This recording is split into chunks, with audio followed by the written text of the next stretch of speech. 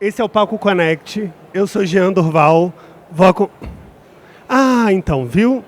É porque essa palestra muda. E aí tem um fonezinho. Para vocês escutarem a gente, tem que pegar o fone ali. E aí só vai escutar aqui o palco. Tá bom? Depois você passa lá. Pronto, viu? Sempre bom avisar, né? Eu sou Jean Durval. Vou acompanhar vocês aqui no Palco Connect. A gente tem uma responsa muito grande, porque tem Márcio Balas lá no primeiro palco, a Adriana Bittar aqui no segundo palco, e eu, que por uma questão de orçamento, né, eles foram diminuindo, e aí chegaram no meu nome. Para quem não me conhece, eu sou LinkedIn Creator. Sim, gente, eu estou pagando todos os boletos com criação de conteúdo agora. Mas durante 17 anos eu fui profissional da área de compras. Então eu fui comprador. Graças a Deus eu me libertei dessa profissão. E agora eu crio conteúdos. Esse ano eu saí na lista de Top Voice do LinkedIn. Então, Top Voice, LinkedIn Creator 2024. E tô aqui como mestre de cerimônias, pagando todos os meus boletos. Tem profissional de compras aqui com a gente? Vocês também vão conseguir se libertar um dia, gente. Fiquem tranquilos, tá? A gente vai começar então. Agora a gente vai ter um painel. Então vou reforçar, tá? Palestra muda, que é o fonezinho. Então vocês vão escutar só aqui. Em alguns momentos a gente vai ter transmissão simultânea. Então tudo que acontecer lá no primeiro palco vai passar no segundo e vai passar nesse aqui também. Beleza? Mas tudo pelo fone. Esse primeiro painel vai durar 30 minutos, beleza? E aí a gente já está ali com os nossos convidados. Vou convidá-los, eles sentam e aí eles se apresentam para vocês. Fechado? O nome do painel é difícil, então o assunto deve ser interessante. Eu não conheço, mas o painel se chama Embedded Finance, a nova fronteira do pagamento B2B. E aí eu tenho o Guilherme Brenês, da Mastercard. Pode subir ao palco, por favor. Isso, vocês podem bater palma que a gente escuta, tá? Tem o Paulo Roberto. Paulo, seja bem-vindo. E a Daniele Correia. Seja bem-vinda ao ME B2B Summit.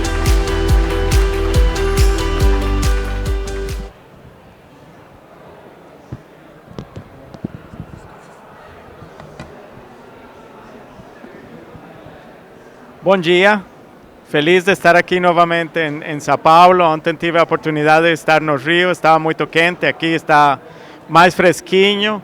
Feliz de estar aqui com vocês outra vez neste meu segundo B2B Summit. Hoje vamos a falar de este conceito novo de Embedded Finance, ou MFI. E muitos se perguntam o que é isso de Embedded Finance, MFI. Embedded Finance é a integração dos processos financeiros nos processos não financeiros das companhias. Então, a gente tem de um lado o processo Procure to Pay, que muitos de vocês vêm do departamento de compras das empresas, então o processo Procure to Pay é muito importante. E do outro lado tem o pagamento, que é parte do processo financeiro. Então, a integração destes dois para criar uma experiência ótima para os usuários do departamento de compras, dos departamentos de contas por pagar, o departamento de finanças, tesouraria, é o que a gente chama Embedded Finance, ou como falam nos Estados Unidos, MFI. Então, quisiera dar a bem-vinda hoje para todos vocês das diferentes empresas, os nossos parceiros dos diferentes bancos que estão aqui conosco, e para Pablo e Daniel, que estão aqui. Então, Pablo está a cargo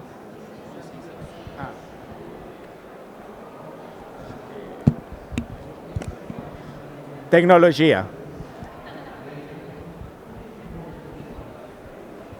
Bom, vamos a ver. Agora sim me escuto. Estava muito esquisito sem poder me escutar. Mas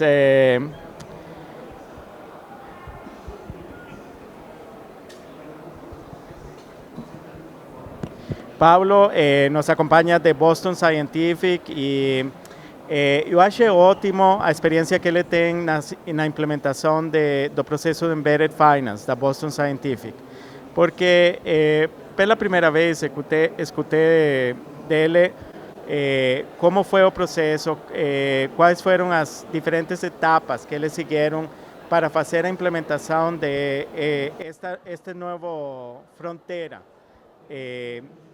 dos pagamentos, ¿no? Que es Embedded Finance. También está conosco Daniel de Lima de LWSA, y Daniel también trae mucha experiencia con la parte de contas virtuais e integração. Então, hoje a ideia é falar com eles para que eles possam dividir com vocês as experiências que eles têm nestas áreas. Tá?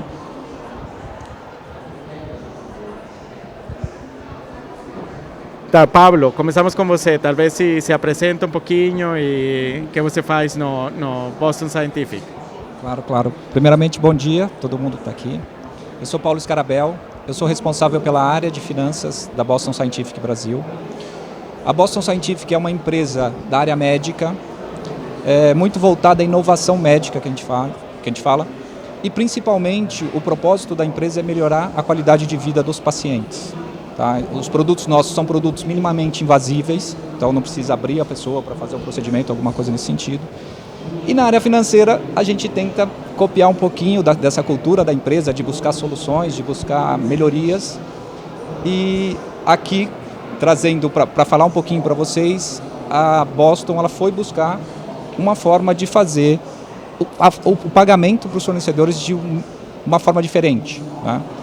Realmente é desafiar o status quo do dia a dia, ficar aquela coisa, sempre foi assim, por que eu tenho que continuar fazendo assim? Então, nessa busca por melhorias, a gente começou a analisar algumas situações e o pagamento via cartão virtual, através da Mastercard e principalmente do Banco Itaú, foi a opção que a gente adotou para estar fazendo o pagamento para fornecedores. Tá bom, Daniel, se você se apresenta, nos conta um pouquinho aí. Claro. Bom dia a todos, gente, é um prazer estar aqui. Meu nome é Daniele Lima, eu sou gerente de tesouraria e contas a pagar da LWSA, antiga Local Web.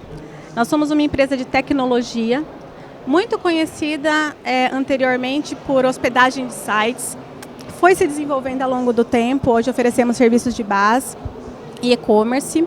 Em 2020 nós abrimos capital, então depois da abertura do capital nós adquirimos 15 empresas. E aí adicionamos ao nosso portfólio serviços de financeiros, serviços de logística e ERP. Tá, muito obrigado, Daniel. Pablo, nos conta um pouquinho como começou esse processo de pensar na integração das contas virtuais no sistema de ERP da Boston Scientific.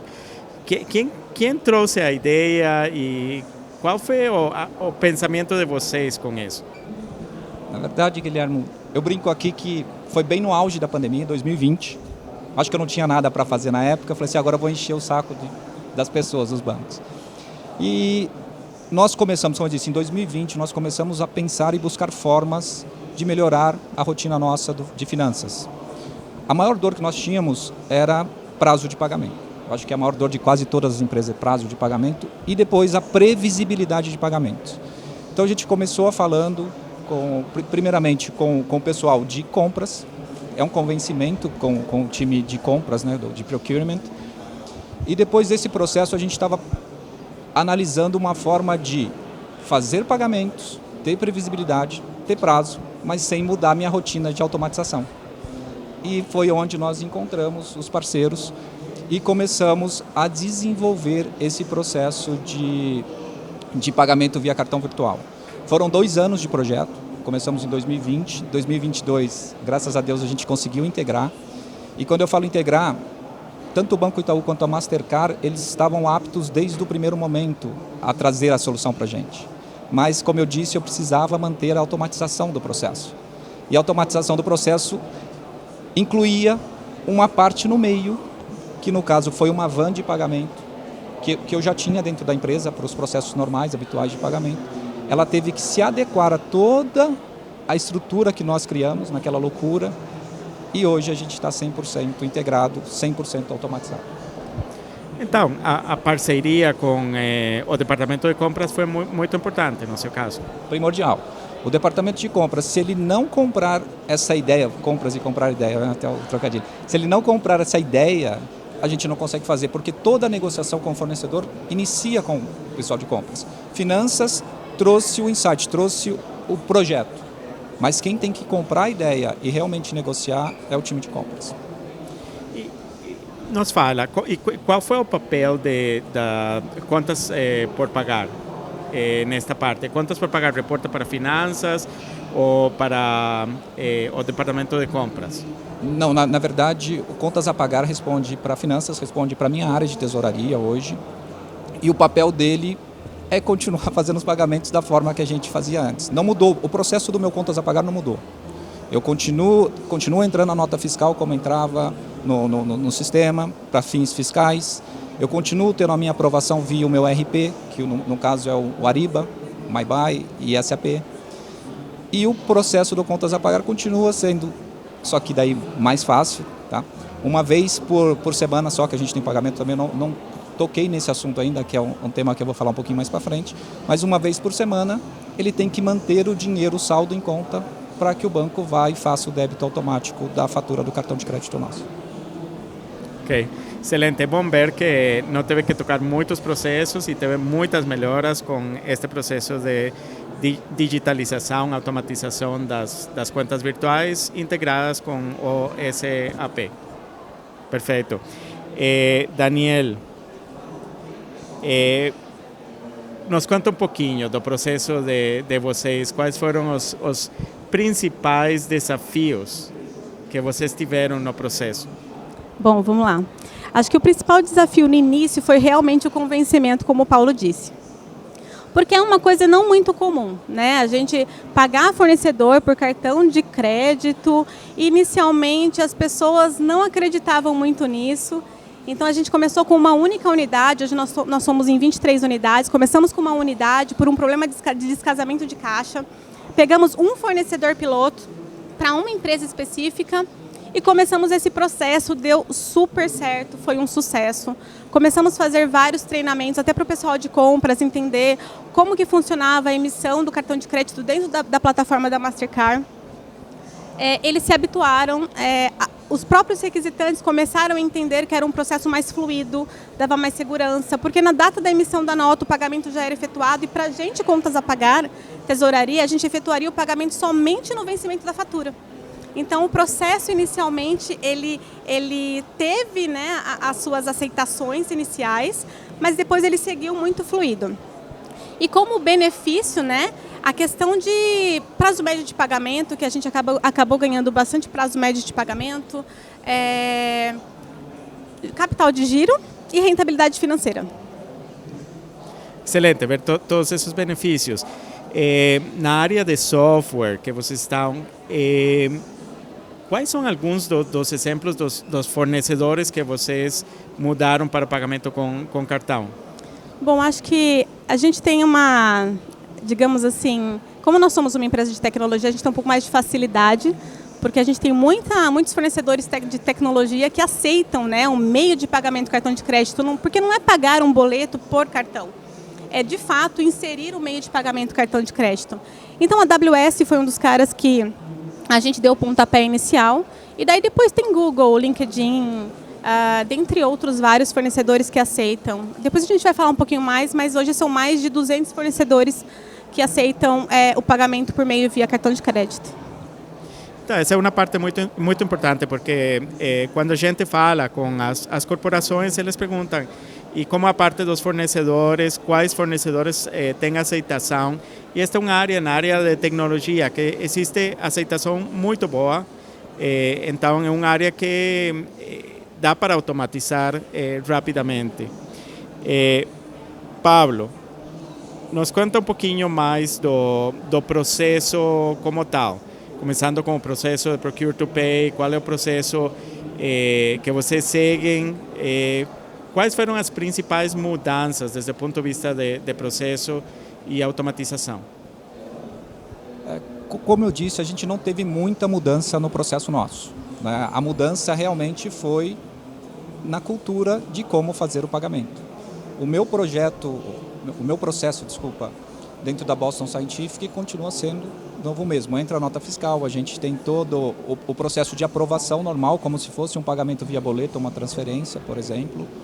Só que neste momento, ao invés do fornecedor esperar 30 dias para receber o boleto ou a transferência na conta dele, automaticamente, quando essa invoice ela é aprovada no nosso sistema, o fornecedor receberá via e-mail, não há interação humana, gente, no processo. O processo nosso é 100% automatizado. Ele receberá um e-mail com um cartão de crédito virtual no valor exato daquela nota fiscal. Isso quer dizer que a segurança que a gente tem, ela é absurda.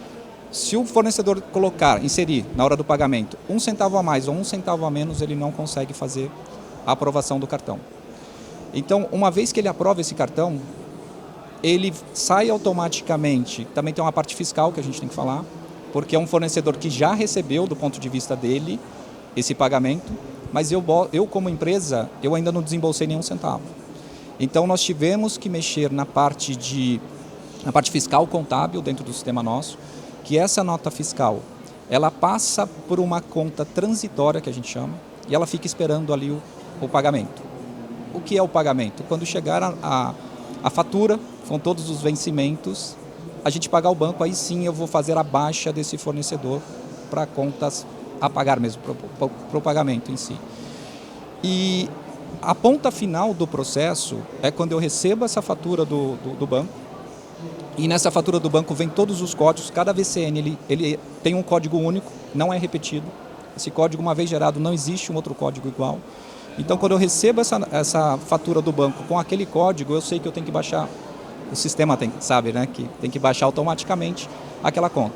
Mais uma vez, Guilherme, nós não temos interação humana no processo inteiro. Desde o início, quando entra a nota fiscal dentro do sistema, até a conciliação do pagamento da invoice do banco, 100% automatizado. Todo ele feito.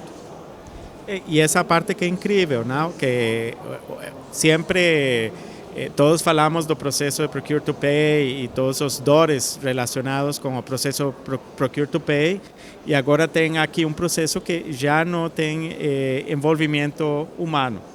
É tudo automatizado. E a gente está falando muito dos fornecedores, e uma parte muito importante aqui é que nesta parte de Embedded Finance temos que ter o que a gente chama de equação dupla, que tem que ter benefícios para o comprador, para as empresas que compram os bens e serviços, e tem que ter benefícios para os fornecedores também. Então, pensando nisso, Daniele, quais foram as reações dos parceiros, fornecedores de vocês, quando vocês trouxeram na mesa a parte de cartões virtuais? Foi normal, assim, início para esses tipos de fornecedores que eu citei, como eles já aceitavam, foi algo muito natural, e até como dava certa previsibilidade de pagamento, então a aceitação foi ótima. A gente não teve nenhum tipo de problema para esses tipos de fornecedores. Mas agora a gente entra naquela coisa de que pagamento de pelo meio cartão de crédito é mais fluido. E agora, em relação aos outros fornecedores? Então, agora é mais uma questão de compras, começarem a inserir isso nas negociações, trazendo, né, este novo meio de pagamento para o jogo, até para tornar ele mais habitual, né? Eu acho que é o nosso grande desafio agora, é colocar isso mais no modelo normal de se fazer pagamento de fornecedor. Tá. Então, foi um processo natural. Foi um processo natural. Para a gente foi natural. Inicialmente teve mais aquela das pessoas ficarem receosas internamente, os próprios requisitantes, o pessoal de compras, por fazer o pagamento que não era tão habitual pelo meio de cartão de crédito. E depois que aconteceu, a gente não teve mais esse tipo de problema. Agora vai ser mais um convencimento, talvez, dos fornecedores aceitarem esse tipo de forma de pagamento, na minha opinião. Tá. Porque assim, internamente ele é mais fluido, internamente ele dá mais previsibilidade, não vai ter uma pessoa ali que vai precisar fazer um pedido de compras ou esperar a nota fiscal dar entrada para, de repente, o vencimento da nota estar errado, daí paga na data errada, ou perdeu o boleto, corre atrás de boleto. Então, isso dá mais fluidez para o processo. Excelente. E, Pablo, em caso de vocês, como foi o processo com os fornecedores? Porque eu sei que vocês têm algum tipo de... com os contratos dos fornecedores, não? Exato. O nosso não foi tão natural assim, gente, eu confesso. Tá? Porque, embora a Boston Scientific seja uma empresa inovadora, os nossos fornecedores, na maioria das vezes, não são. Tá? E o meu principal fornecedor no Brasil são transportadores. Alguns já trabalham, a grande maioria já trabalha com cartão, mas eles estão acostumados a levar a maquininha para a pessoa, passar o cartão físico. Então foi um processo, eu não vou falar que foi doloroso, mas foi um processo de convencimento, explicando a tecnologia, explicando a segurança. E uma vez que a pessoa faz, aí é natural. Aí o processo flui, aí eu concordo que ele tem uma fluidez. Mas essa primeira barreira a ser quebrada, ela não é fácil, gente. Eu não estou falando aqui que amanhã todo mundo vai estar fazendo. Tem um convencimento, sim, e o principal convencimento é do time de compras. Se o time de compras não comprar essa ideia, ela não vai sair do papel. Então, você falou do convencimento, não? Então, a conclusão é que para implementar isto de Embedded Finance, é necessário ter ou convencer as áreas internas, mas também os fornecedores. Sim, tem que estar todo mundo alinhado, porque não adianta nada eu fazer algo impositivo. Talvez pelo tamanho, dependendo da empresa, ela consiga fazer. Vai ser assim, pronto. Mas como, mais uma vez, a área da saúde, que é a área que a gente está, é uma área que ela preza muito pela parceria. Então, o meu parceiro, o meu fornecedor, ele tem que estar 100% seguro que o projeto funciona, que o meio de pagamento funciona. Então, esse convencimento ele foi e está sendo, tá, gente? A gente implementou em 2022, mas eu ainda tenho fornecedores que estão sendo implementados de acordo com os contratos. Eu já tinha contratos que eram contratos antigos, que eu preciso esperar a finalização dele para negociar. Mas esse convencimento ele tem que vir naturalmente pela parceria, Guidiano. E quando vocês fizeram o análise, pergunta para os dois, o análise dos fornecedores que vocês queriam mudar para a parte de contas virtuais, a Daniela falou um pouco mais dos fornecedores de tecnologia. No seu caso, tiveram um limite da parte de Telespan ou algo assim que vocês consideraram como parte dessas decisões? Posso falar? No caso da Boston Scientific, sim. De novo, foi um trabalho muito em conjunto com o time comercial, com o time de compras. Então, quando a gente começou a discutir o projeto, nós fizemos em ondas essa transição. A primeira onda qual foi? Fornecedores com maior spending e com menor quantidade de faturas. Porque era um projeto, a gente não estava... Embora acreditássemos no projeto no início, a gente não estava 100% seguro que o projeto ia decolar. Então a gente começou com poucos fornecedores, mas com valores mais altos. E depois, aos poucos, a gente foi colocando em ondas até chegar nos menores fornecedores. Mais uma vez, a Boston Scientific, a gente não tem tanto fornecedor aqui no Brasil. Mas todos os fornecedores, desde o menor, do pequenininho ali, até o meu maior fornecedor, hoje eles já estão aptos a fazer via cartão de crédito. Tá.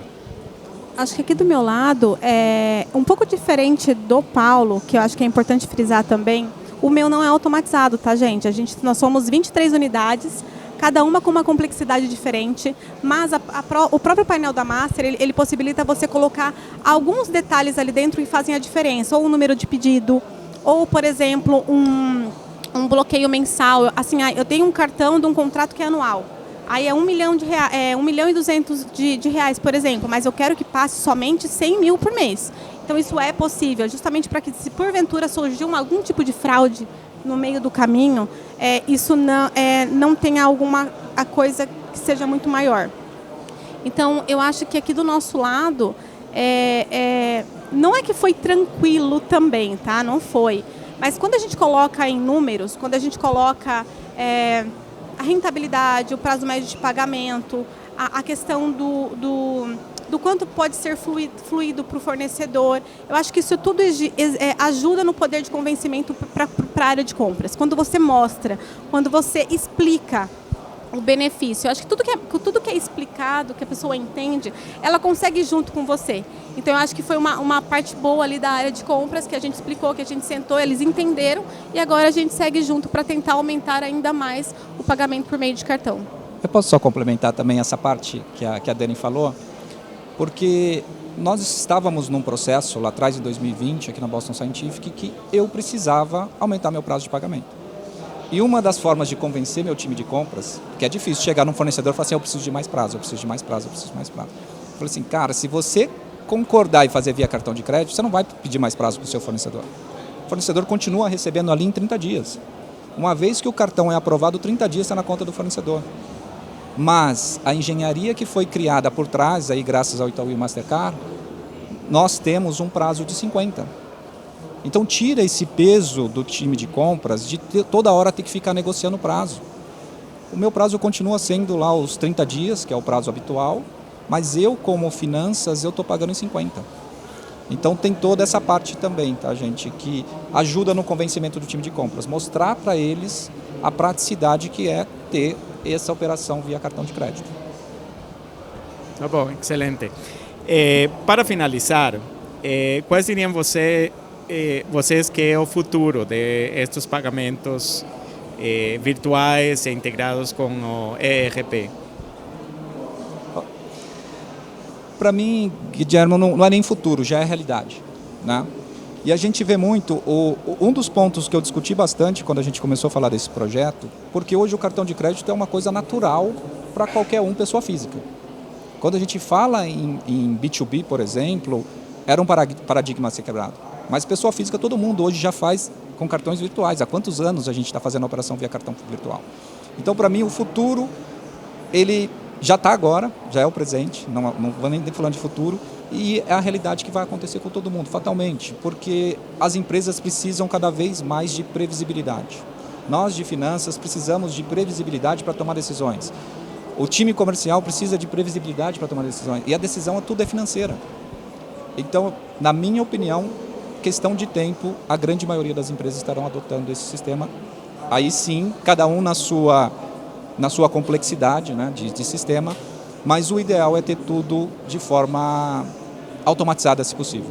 Porque, mais uma vez, a gente preza pela segurança, a gente preza pela qualidade das informações e a fluidez que a Dani comentou. Tem que fluir, porque não adianta nada trazer um processo que ele vai travar o dia a dia das pessoas. Então, ninguém vai fazer.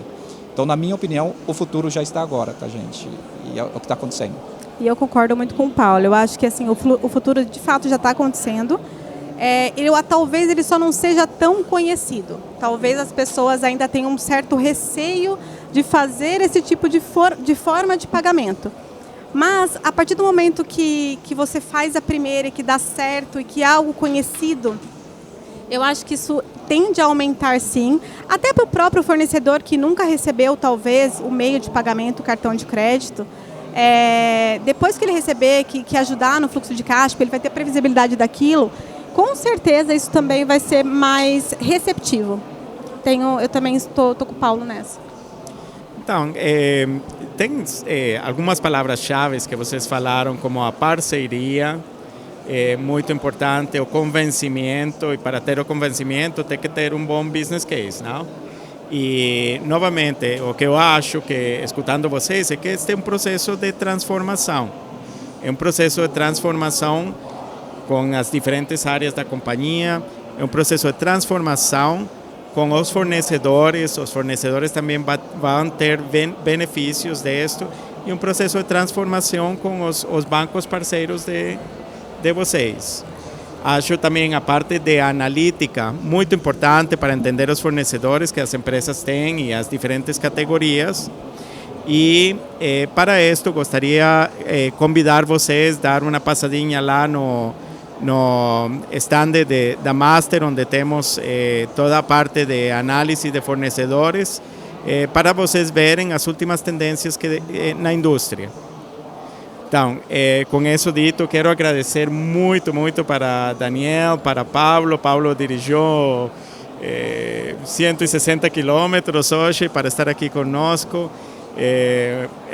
Os insights muito bons de vocês e muito agradecido novamente. Eu que agradeço, Guilherme, a oportunidade de estar aqui falando um pouquinho com vocês desse projeto e me coloco à disposição se alguém quiser tirar dúvidas, sugestões, dar opiniões, é muito bem-vindo. Obrigado. Eu também agradeço muito pela oportunidade e super à disposição para tocar uma figurinha, para de repente dar só o início ali, de repente, para vocês começarem, porque eu acho que vale muito a pena. Obrigada, gente. Obrigado.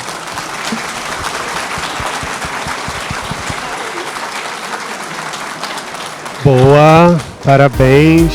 Obrigado mais uma vez. Obrigado. Quem é a primeira vez na palestra muda? Estão curtindo a experiência? Tá legal, né? Eu gosto demais. Guilherme, depois eu quero falar com você, hein? Quero aumentar meu limite do cartão. Tá pouquíssimo, gente. Tô gastando horror, não aumenta nada. Ó, agora a gente vai para o nosso segundo painel aqui no evento. E esse ano, vocês sabem, né? Comemoração de 30 anos do mercado eletrônico. O nosso segundo painel, cadê? Acho que eles estão aqui, boa. Já estão com o fonezinho? Ó, o tema é Descobrindo a potência do marketplace B2B para compradores e fornecedores. Aquela relação de amor e ódio que a gente tem, né? Com os nossos fornecedores. Ó, vou chamar a Rosimeire Capella, por favor, pode vir. Seja bem-vinda ao palco do ME. Tá lá seu microfone. O Rodrigo Aratanha, é isso? Nome chique, hein? Parabéns. E o professor doutor Fábio Cerquinho. Seja bem-vindo ao palco. Fiquem à vontade, gente. O microfone tá aí? Vou pegar o microfone para você. Ah, tá aqui, ó. Chegou.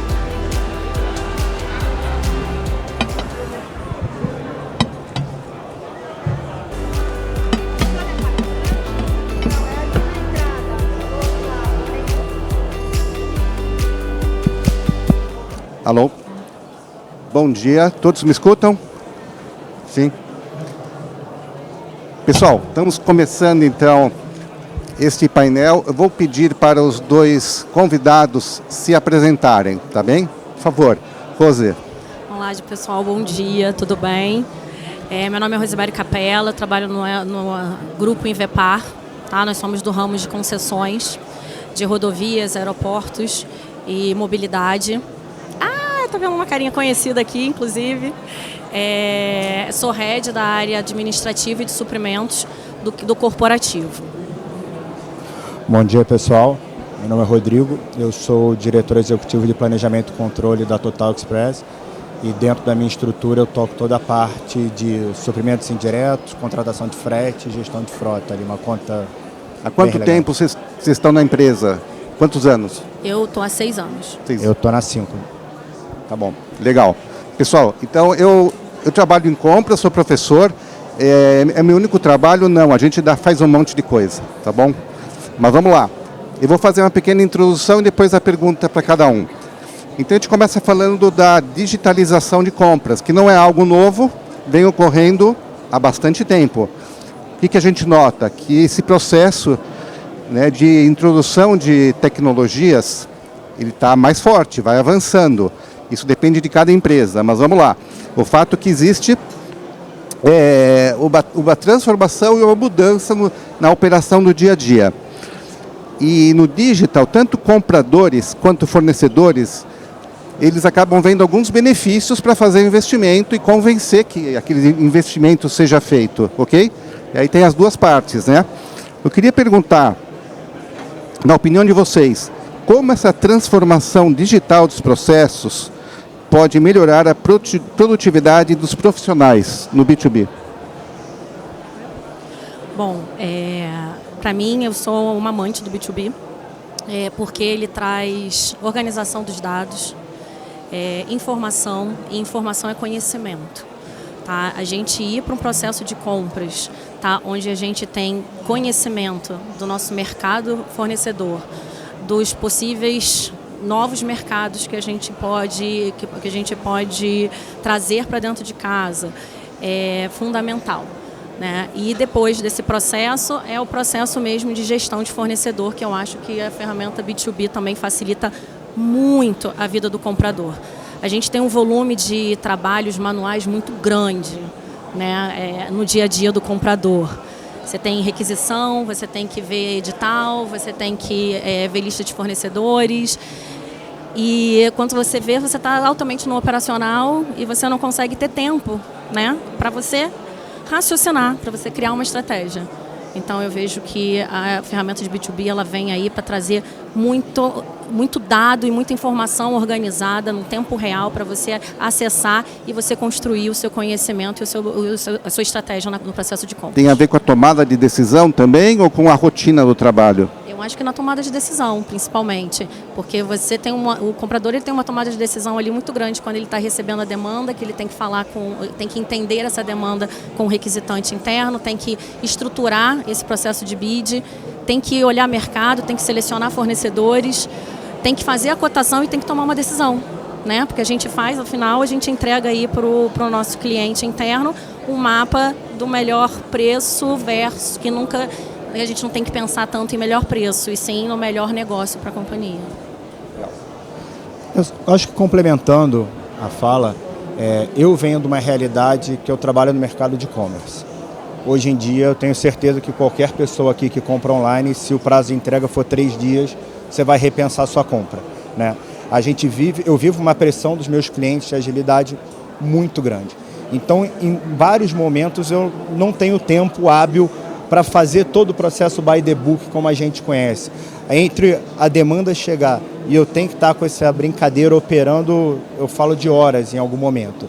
Então, quanto mais a gente consegue automatizar esse processo, quanto mais a gente consegue tirar essas atividades manuais, a gente estava brincando aqui antes de entrar, eu estou há 2 horas resolvendo um problema de cadastro de item. Quem nunca passou por isso, onde eu poderia estar focando em algo maior valor agregado. Então, a automatização desse processo, ela tende a tirar essa burocracia, a tirar esse trabalho braçal, a tirar essa atividade de baixo valor agregado que toma um tempo e deixa a gente focar no que realmente importa, que é o melhor negócio para a empresa e eu ter o parceiro disponível quando eu preciso dentro das melhores características. Legal, perfeito. Vamos para o segundo ponto, que vamos fazer uso de um estudo do Gartner, que vocês devem conhecer, né? O dado é o seguinte: 83% dos compradores preferem fazer pedidos online. Isso até 2025, ou seja, amanhã, 80% das interações entre fornecedores e compradores ocorrerão em canais digitais. Não sei se isso vai acontecer no Brasil, em todos os lugares do Brasil, provavelmente não. Mas, de qualquer maneira, essa é uma introdução. Esse crescimento, né, do uso do online, do digital, o que se busca, né? Eficiência, agilidade dos processos, mas ao mesmo tempo, como qualquer mudança, existem resistências. Resistências de empresas, né, que não estão aí nesse número de 80%, que é gigantesco, mas pessoas, né? As empresas são pessoas. Então a pergunta para você, quando falamos em transformação digital de compras, quais são os maiores desafios? Vamos lá. Eu vou ser um pouco cético em relação à Sem problema. transformação digital de compras no cenário que a gente vive hoje. Você falou em 80%, 85%. No Brasil, eu vou dizer que se a gente tiver metade disso, a gente está no lucro, né? As grandes empresas, sim, passam por isso. Só que se a gente for pensar na cadeia como um todo, boa parte da sua malha de fornecedores, ela está bem longe disso, ela está bem longe de estar digitalizada. Ele ainda é um negócio muito analógico. Você perguntar como a gente vai fazer para transformar isso, cabe a gente puxar esses fornecedores menores para dentro do negócio, que em muitos casos o cara não tem nem ideia por onde começar. Quantas empresas no Brasil hoje têm uma área de suprimentos estruturadas, de inteligência de suprimentos estruturadas? É uma minoria, E aí cabe a nós trazer esses caras para o jogo e começar a mostrar a entrega de resultados. Vou trazer de novo para a minha realidade. A minha maior conta hoje é frete. Quantas empresas de transporte caminhoneiros vocês conhecem que têm um processo automatizado de compras em uma área completamente estruturada? 0. E aí passa pelo papel da nossa responsabilidade de começar a implantar e fazer essa mudança de cultura. Bom, meu segmento, como ele é um elefante numa lojinha de cristal, né, eu já venho de experiências de grandes áreas de suprimentos, onde a receita, o segredinho ali do sucesso foi realmente a gente ter essa área de inteligência de compras. E eu concordo com vocês, isso é uma minoria absurda. E a gente só vê isso normalmente em grandes empresas, tá? Porque eu acho que a transformação digital, ela já é um assunto meio velho, né? Quando a gente está estudando transformação digital, que a gente não está falando da área de compras, a gente está falando de inteligência artificial já. E eu estou desde 2007 trabalhando com a implantação de sistemas de B2B, de procurement. E quantos de vocês aqui têm, né, ferramenta de procurement e automação dos processos de transformação digital na área de suprimentos? Então, assim, é um grande desafio. Acho que essa parte do mercado fornecedor também é outro mato alto que a gente enfrenta no Brasil. Tá? A gente, quando consegue fazer tudo que é by the book, tudo que a gente pensa sobre suprimentos 4.0, transformação digital, a gente tá lindo, tá com site, tá com sistemas, tá com tudo contratado. E, oi, fornecedor, vamos cotar pela plataforma. Vamos fazer um cadastro de fornecedor. Então, assim, o desafio é muito grande para ambos os lados. Eu acho que hoje o mercado fornecedor também está precisando muito que venha, né, para o jogo, que entre no jogo. Legal, obrigado. Depois eu gostaria que vocês falassem, em outras perguntas, o quanto da transformação, a facilidade ou, digamos, o sucesso da transformação depende do board da empresa, depende da área de compras ou depende de um apoio externo? Eu gostaria que vocês mencionassem um pouco alguma experiência de vocês. Eu trouxe consultoria, funcionou, etc. Ou não tinha um sponsor e por isso eu acho que é um tema legal assim para mostrar realmente quando as coisas funcionam melhor. Mas não sei se... Se quiser eu posso falar até rapidamente como foi a experiência na Invepar. Tá? Quando eles decidiram pela transformação digital para implantação principalmente de automação dos processos de compras, a gente fez a contratação de todo o ecossistema, né, de compras, e inclusive do mercado eletrônico. E assim, o projeto foi muito bacana, estruturou-se a diretoria de suprimentos, desenhou-se o processo, só que quando a gente começou a trabalhar no desenho dos processos do processo da empresa para o sistema, começou a gerar problema. Tá? Por quê? A gente não faz a transformação de suprimentos de baixo para cima. Essa pirâmide ela é o contrário, ela tem que vir do board, tem que ter o processo de patrocínio, o processo de gestão de mudança. Pode ser através de consultoria, sim, eu acho que é um caminho até mais fácil, mas existe também muitos colaboradores com muita vontade de trabalhar e de fazer coisas diferentes, além só de comprar. É uma super oportunidade da gente se desenvolver na área de suprimentos e todo mundo acho que quer ser inteligência de compras e não comprador de 3 propostas ou tirador de pedido, que é uma ofensa para nós suprimentos, né? Mas é difícil, a gente está com uma carteira de requisições gigantescas, vem um projeto de transformação digital, de implantação, mais trabalho. Mas espera aí, eu tenho que entregar isso aqui, mas agora eu tenho que fazer de uma maneira diferente. Segregar pessoas, talvez? Segregar pessoas, isso. Eu estava até conversando com o Fábio que a gente viveu um certo momento, eu tive uma experiência de uma equipe de inteligência de compras, que esse nome já não é muito bacana, né, quando você está dentro de uma estrutura de suprimentos, e os compradores. Mas eu acho que a inteligência de compras ela permeia todo o time, todo mundo trabalha com inteligência de compras.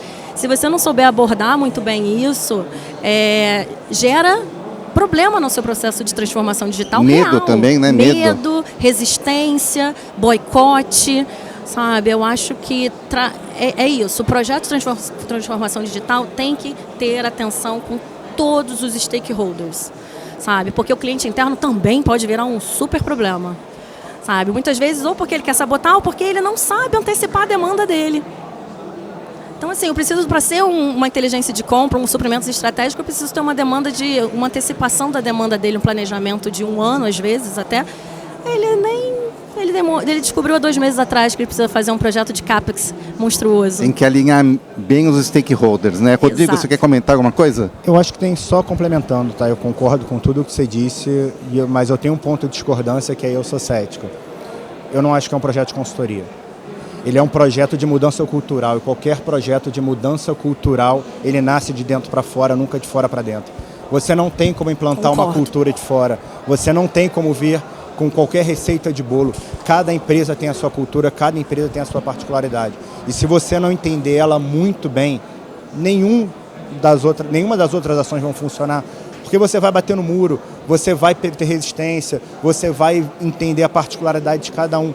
Ele não é um projeto simples, ele não é um projeto de curto prazo, ele é um projeto de mudança de cultura, que depende de envolvimento do board, de envolvimento do time, de envolvimento de parceiro externo, eventualmente, mas ele vai ter que nascer de dentro para fora, invariavelmente. Legal, muito bom as experiências de vocês. Eu queria agora mudar um pouquinho, fazer uma pivotada e focar agora nas ferramentas de marketplace, tá bom? Então, aqui o texto introdutório fala que os compradores, também as áreas clientes, eles buscam a facilidade, né, do omnichannel, usar vários canais aí para as coisas funcionarem, né, como já se faz com a Amazon no B2C. E um estudo da Forrester diz que cerca de 70% dos compradores preferem comprar sem interação direta com o representante de vendas. Então... Verdade, gente? Levanta a mão aí quem concorda. Então é o Forrester aqui que colocou um dado, mas vamos seguir. Os que realmente, essa pesquisa fala que a conveniência e a autonomia desse modelo de negócio torna a compra mais fluida, mais rápida, né, mais simples. Então a pergunta é, o que um marketplace B2B precisa oferecer para atender essas expectativas de rapidez, fluidez, flexibilidade? Primeiro, eu não vou botar nem na conta só do marketplace, tá? Eu vou botar na conta do marketplace da empresa. E pegando até o gancho no que ela falou. A gente tem que ter um processo fluido, bem estruturado, que se eu não tenho isso, qualquer ferramenta que eu botar, ela vai gerar mais problema do que benefício no final do dia, tá? Falando do marketplace específico, e aí vou trazer para dentro da minha realidade, é muito fácil eu ter fornecedor no Rio, em São Paulo e em Minas. Quando eu preciso de alguém em Manaus é complicado. Quando eu preciso de alguém no interior de Pernambuco é complicado. E trazer essa capilaridade, essa gama de fornecedores para dentro do negócio ajuda bastante. É um dos principais desafios que a gente tem. Tem um segundo ponto, que é toda a parte de compliance que a gente traz para dentro do processo e que o marketplace consegue ajudar. Não vou ficar aqui exemplificando, mas todo mundo que trabalha em compras já teve alguma experiência ruim falando disso. Para o comprador que quer fazer, você acaba gerando uma segurança no processo do que ele está fazendo muito grande. Então, trazer processo, trazer compliance e trazer essa capilaridade de fornecedores faz toda a diferença na hora da operação. Eu concordo absolutamente com tudo. Uma das coisas também que eu gosto muito, eu sou dessa pesquisa aí que prefere comprar online. Por quê? Porque hoje nós somos compradores, né, B2C, que a gente gosta de fazer a nossa compra online, a gente gosta de velocidade, tá? E eu acho que as áreas de compras, elas são sempre criticadas por conta da velocidade da entrega, né? Então eu acho que trazer essa velocidade, essa forma, esse comportamento, né, no relacionamento aí do B2C para o B2B é muito positivo. Só que ele dá trabalho e não dá para aplicar em tudo. Então, acho que fica um dever de casa aí muito grande da gente também entender, dentro das nossas áreas de compras, da nossa expertise. Aqui a gente pode ter compradores transacionais, estratégicos, gestor de categoria, como comprador a gente se intitula, né? E entender o que dá para comprar de uma maneira mais rápida, né? Trazendo esse B2C para dentro do B2B, e o que ainda não dá. Uma coisa que eu gosto muito do maior benefício é a minha forma de compliance, sabe? De eu conseguir fazer processos de compras também com muita auditabilidade e comunicação com o fornecedor. Gente, é muito bom. Eu já estou naquela fase da IA que eu quero chatbot para receber aquelas perguntas dos fornecedores que todo dia chega, ter lá uma IA que vai responder automaticamente para o fornecedor. E a inteligência artificial aprendendo, não é uma coisa burra, funciona, né? Legal. Eu acho que também se refere à questão de contratos e catálogos, né? Onde você delega para que as compras mais simples, rotineiras, sejam feitas diretamente pelo usuário, né? Dentro de um padrão. Isso é muito legal. Na Invepar a gente tem essa questão não do catálogo, a gente gostaria muito, a gente estudou 1000 maneiras de viabilizar essa implantação do catálogo, só que a gente esbarrou exatamente o que você falou sobre a governança. Uma governança muito rígida, você não vai conseguir. Até a sua forma, parametrização, no meu caso, que é o SAP, ele não vai me permitir que eu trabalhe com catálogo, porque toda a lógica é diferente. Então, assim, não é tão simples. De novo, tem muito trabalho, mas é você focar, deixando para catálogo tudo que não é importante, não é estratégico, abre muito caminho para a gente ser compradores estratégicos e focar em contrato. Legal, pessoal. Avançando aqui, um outro tema seria um pouco a eficiência da área. Vamos lá. Seria alcançada, primeiro, por uma gestão eficiente dos processos, aí o uso também de ferramentas, tecnologia mais tradicional ou mais avançada, e junto com uma visão do negócio, uma visão mais estratégica. Então a área de compras estaria envolvida em tudo isso. E nesse contexto, a pergunta vai nessa linha, que a diversificação de fornecedores não só aumentaria a chance de preços mais competitivos, o que é uma opção legal, mas também diminuiria os riscos relacionados ao fornecimento. Com isso em conta, a pergunta: como as empresas podem aproveitar o marketplace B2B para aumentar a eficiência das operações, fortalecer a resiliência e a flexibilidade? Eu vou começar. Pergunta complexa aqui. Complexa e 2 segmentos muito diferentes, né? A gente estava conversando no bastidor completamente diferente. Para mim agrega muito, tá? Porque eu tendo um cadastro de fornecedor dentro de uma ferramenta B2B, tendo a funcionalidade de poder homologar fornecedores em diferentes categorias e disponibilizar esse cadastro de fornecedores para os meus compradores, para fazerem pesquisa, sabe? E como a gente vê aí, que muitas vezes quando você trabalha com um catálogo como o do mercado eletrônico, que tem milhares de fornecedores, que ele já tem algumas funcionalidades mais avançadas, que você consegue ver a performance de alguns fornecedores, gente, isso tem muito a agregar para a gente, pelo menos em segmentos de infraestrutura. Tá? Homologação de fornecedor, avaliação de fornecedor. Você tem uma empresa grande com vários contratos, o mesmo fornecedor com vários contratos.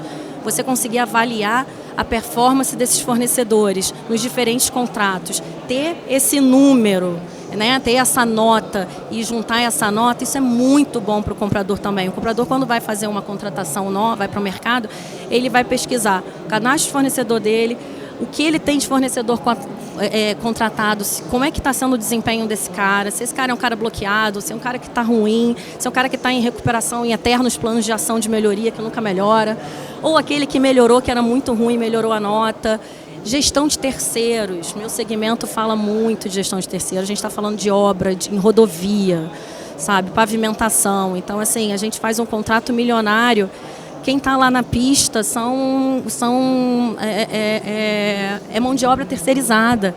É muito difícil gerenciar.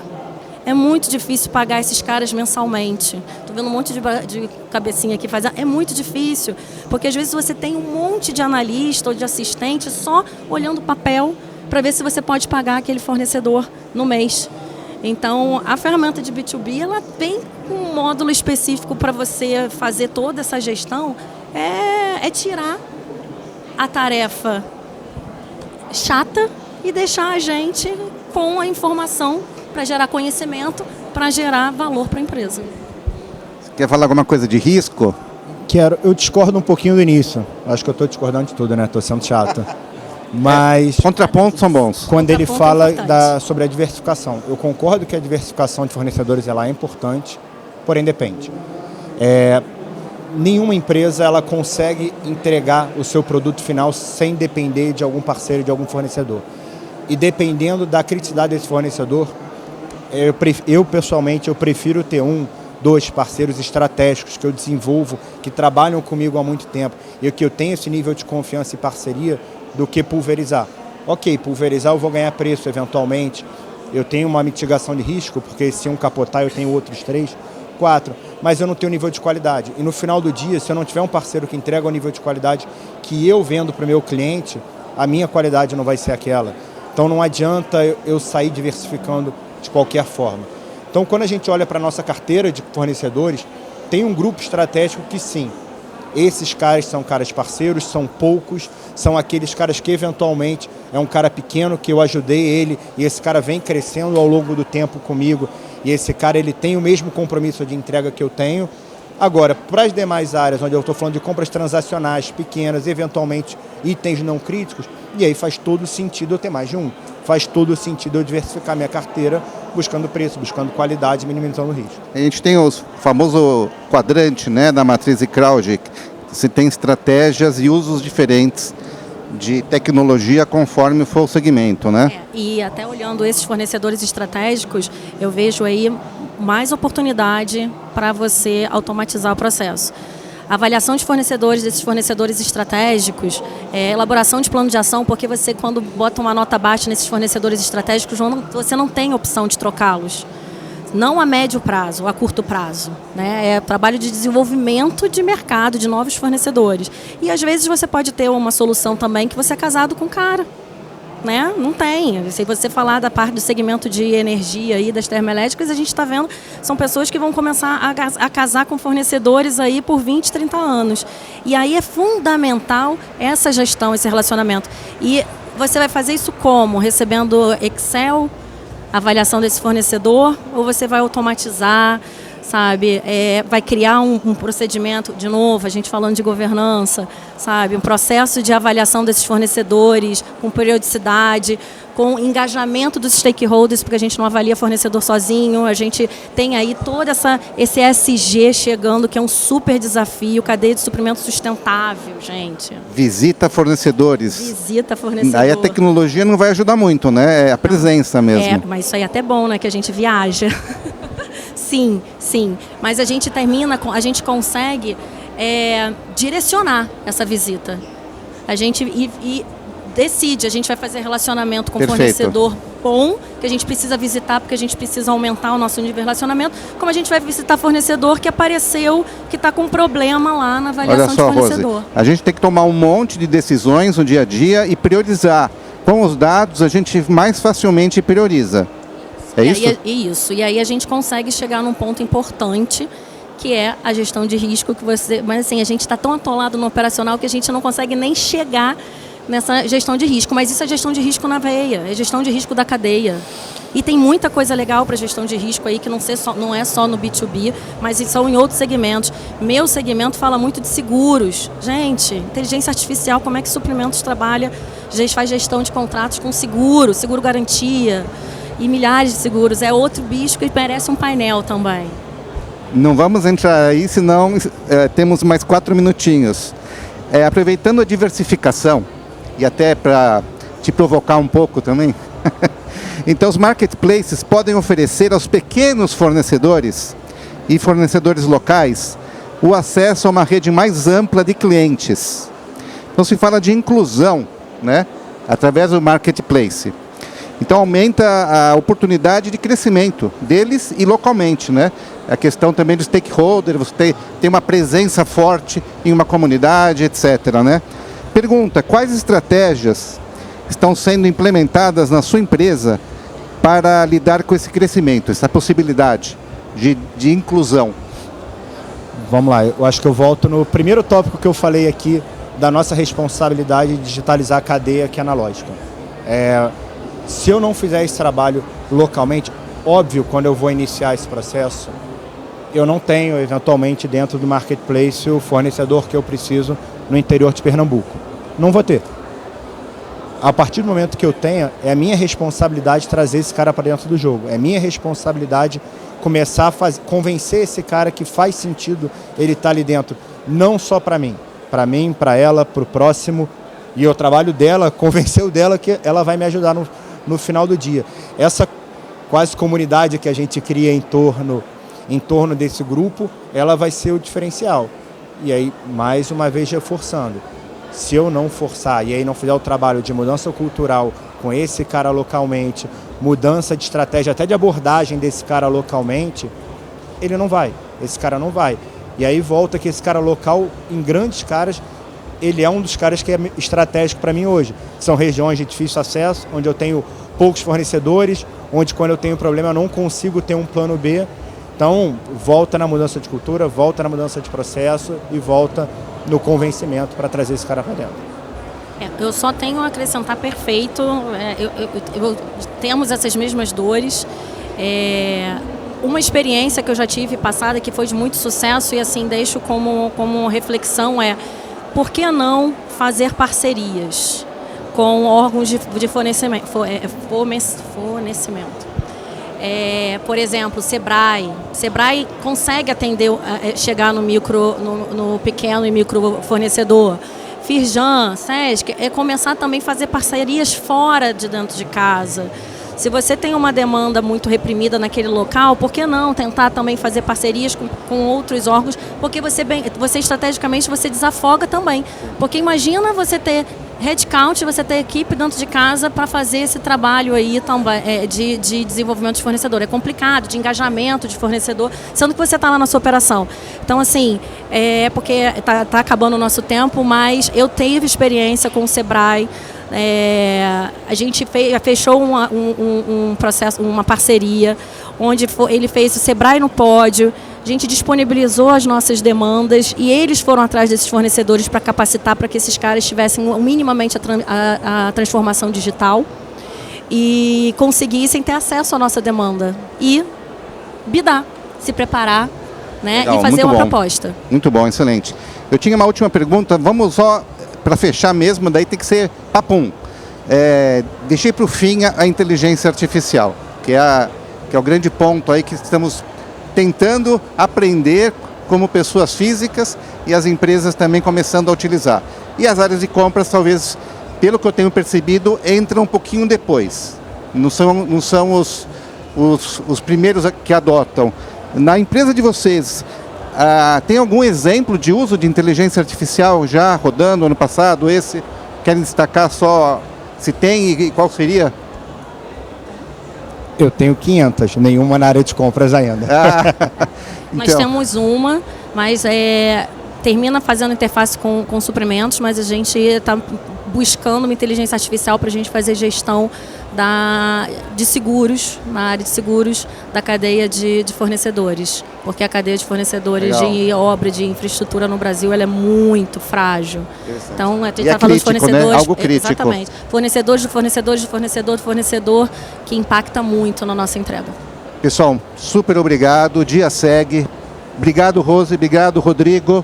Obrigada, pessoal. Obrigado, fica pessoal. Uma mensagem de utilizar mais, né, a tecnologia, mas de uma maneira que seja produtiva e benéfica. Um abraço.